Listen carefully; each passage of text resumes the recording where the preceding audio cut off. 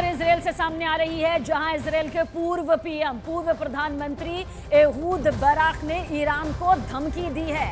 देखिए, धमकियों का ये दौर लगातार जारी है। एहूद बराक ने कहा कि इजराइल को ईरान के परमाणु ठिकाने पर हमला करना चाहिए। उन्होंने कहा कि इजराइल के पास ईरान को जवाब देने का पूरा अधिकार है। दुनिया का कोई भी देश इजराइल से इस अधिकार को छीन नहीं सकता। एहूद बराक ने यह भी कहा कि इजराइल ईरान के तेल भंडार पर भी हमला करे, क्योंकि हर कोई जानता है, पूरा विश्व जानता है कि ईरान की सबसे बड़ी ताकत उसका तेल भंडार है।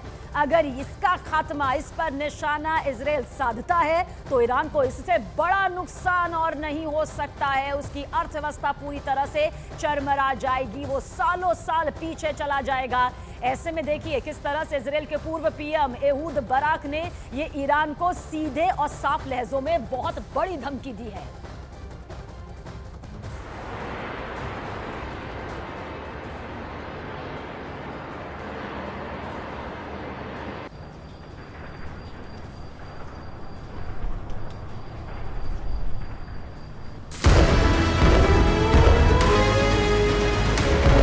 ईरान के खिलाफ जंगी बिसात बिक चुकी है। अब की बार ईरान में मचेगा हाहाकार। अमेरिका को मिल गया मौका, ईरान पर कसेगा नया शिकंजा।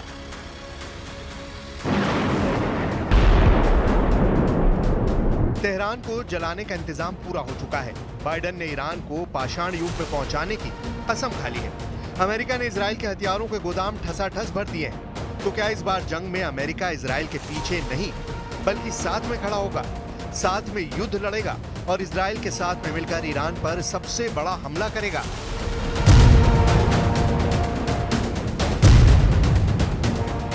अरब में छिड़े महायुद्ध पर सुरक्षा परिषद की बैठक में अमेरिका ने साफ कहा कि सुरक्षा परिषद के लिए ये ईरान के खिलाफ बोलने का वक्त है।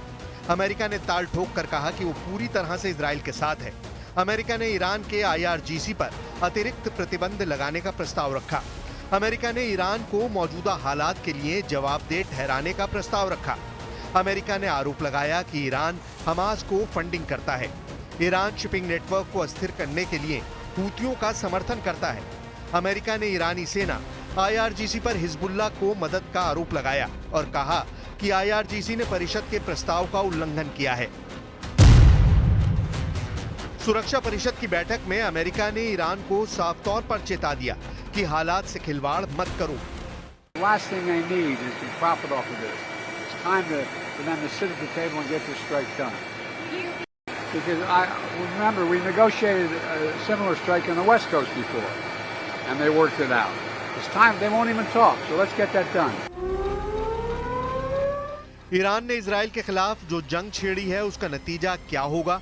ईरान के सुप्रीम लीडर खामिनेई को भी है और नेतन्याहू को भी है। ईरान जानता है कि उसके पास इजराइल की मिसाइलों को रोकने की ताकत नहीं है।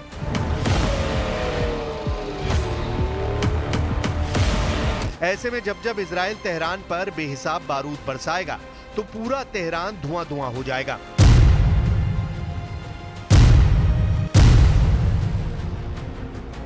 दो दिन पहले ईरान ने इजराइल पर 200 बैलिस्टिक मिसाइलें एक साथ दाग दी थीं।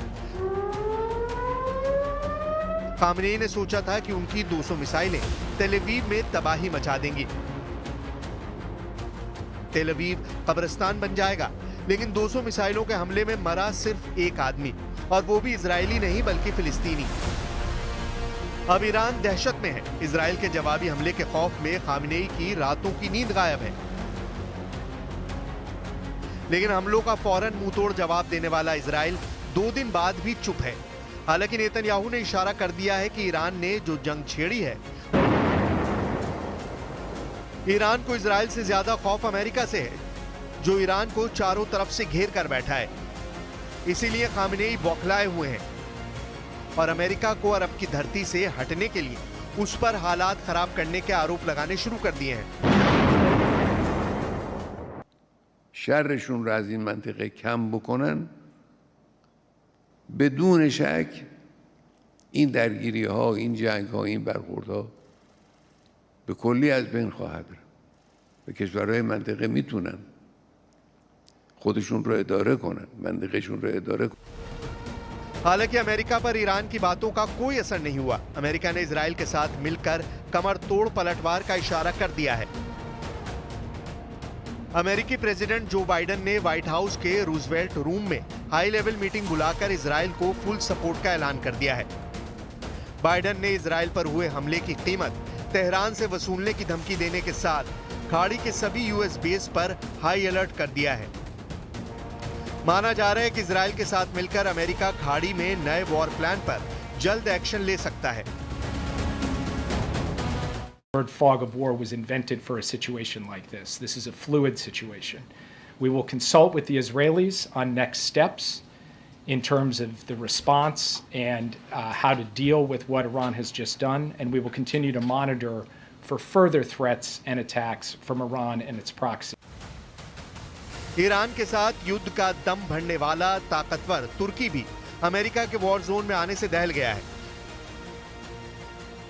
तुर्की के प्रेसिडेंट अर्दोआन को डर सता रहा है कि ईरान के बाद उनका ही नंबर है। तुर्की की मीडिया की रिपोर्ट के मुताबिक अर्दोआन ने अंकारा में अपने भाषण में ये डर बयां किया। अर्दोआन ने नेतन्याहू को डायरेक्ट धमकी देकर तुर्की को टारगेट बनाने से पहले 100 बार सोचने के लिए कहा है। İsrail'i durdurmalıdır. İslam dünyası aynı şekilde vatan savunmasında mutlaka Lübnan halkı ve hükümetinin yanında olmalıdır. Biz Türkiye ve Türk milleti olarak bu zor günlerinde संयुक्त राष्ट्र के मंच से नेतन्याहू ने ईरान को पहले ही चेतावनी दी थी कि इजराइल पर हमला करना ईरान की सबसे बड़ी भूल होगी।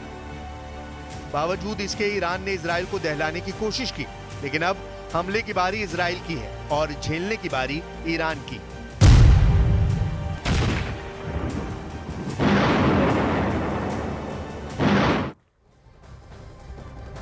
और देखिए पूरे ईरान में कितने न्यूक्लियर हैं ये समझना जरूरी है। क्या इसकी पूरी डिटेल है आपको बताते हैं। दरअसल आप देखिए, समझिए इन आंकड़ों को कि ईरान में कुल न्यूक्लियर ठिकाने 17 हैं, जो कि टारगेट पर अगर इजराइल के रहे तो कितना खतरनाक यहां पर हो सकता है। और इनमें से ये भी बता दें जो 5 सबसे अहम हैं वो कौन से ठिकाने हैं। अराक, फोर्दो, इस्फहान, बशहर, ये वो इलाके हैं। और साथ ही साथ नातंज। इलाकों के नाम इसलिए बता रहे हैं क्योंकि 17 में से ये 5 सबसे ज्यादा खास और अहम माने जाते हैं। इसके अलावा आगे के फैक्ट्स आपको बताते हैं। इसके अलावा पूरे ईरान में 26 मिसाइल साइट्स मौजूद है। 26। अब समझिए, जिसके लिए कहा जा रहा है कि इस पर आप टारगेट कर दो। ये ईरान के प्रधानमंत्री, पूर्व प्रधानमंत्री की तरफ से कहा गया कि टारगेट पर ये हो जाना चाहिए, और अगर ये टारगेट पर आते हैं तो ईरान को नेस्तनाबूद करते हुए वक्त नहीं लगेगा। जबकि ईरान के सगन, यज़्द और गाचिन का जिक्र करें तो इसमें यूरेनियम खदान मौजूद है। ये उसका वो खदान है जो उसकी सबसे बड़ी ताकत माने जाते हैं। लेकिन सगन, यज़्द और गाचिन अगर ये निशाने पर इजराइल के आता है तो ईरान की कमर टूटते ज्यादा देर नहीं लगेगी। और 3 गुप्त ठिकाने, क्योंकि ये बार बार इसलिए कहे जा रहे हैं क्योंकि यही इजराइल के निशाने पर है। 3 गुप्त ठिकाने। ठिकाने कौन से हैं? तर्कज़बाज, वारामिन और साथ ही माटिन। ये 3 गुप्त ठिकाने हैं, ये भी टारगेट पर हैं। और इनका टारगेट पर होना ये बताता है कि किस तरह से इजराइल अगर इनका खात्मा अपने मिसाइलों, ड्रोन, रॉकेट्स, हथियारों के जरिए करता है तो ईरान के पर ये सबसे बड़ा हमला होगा। लेकिन ईरान भी तैयार है कि इजराइल को वो दोबारा से धमकी देता है और कहता है कि एक बार फिर से वो हमला कर सकता है।